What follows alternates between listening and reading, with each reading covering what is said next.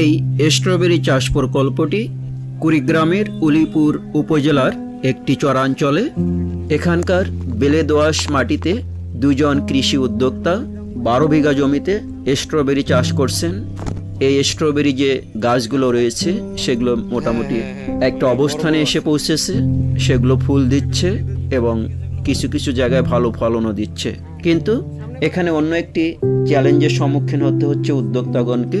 অনেকগুলো গাছে তারা কাঙ্ক্ষিত পরিমাণে ফল পাচ্ছেন না, অর্থাৎ কিছু কিছু গাছে ফুল আসছে কিন্তু কোনো ফল পাওয়া যাচ্ছে না। ফলে কাঙ্ক্ষিত পরিমাণে তাদের যে রিটার্ন বা মুনাফা হওয়ার কথা সেটি তাদের বিঘ্ন হচ্ছে বা তারা অনেকটা ক্ষতির সম্মুখীন।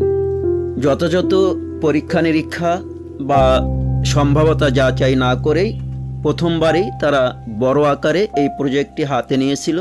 তারা বিভিন্ন জায়গায় যোগাযোগ করছেন কিভাবে তাদের এই স্ট্রবেরি গাছগুলো থেকে ফলন পাওয়া যায় সেটি সমাধানের জন্য।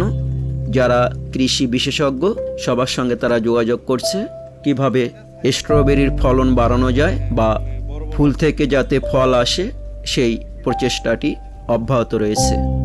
যেহেতু এই অঞ্চলগুলোতে এটি একটি নতুন ফসল, তাই অনেকে অভিজ্ঞতা লাভের জন্য বা অনেকে শখের বশে দর্শন করতে প্রতিদিনই ভিড় করছে এই স্ট্রবেরি চাষ প্রকল্পে।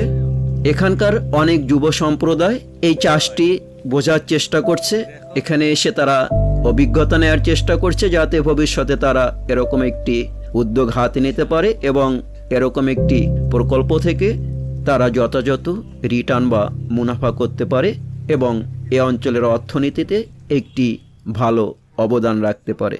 সবাইকে ধন্যবাদ।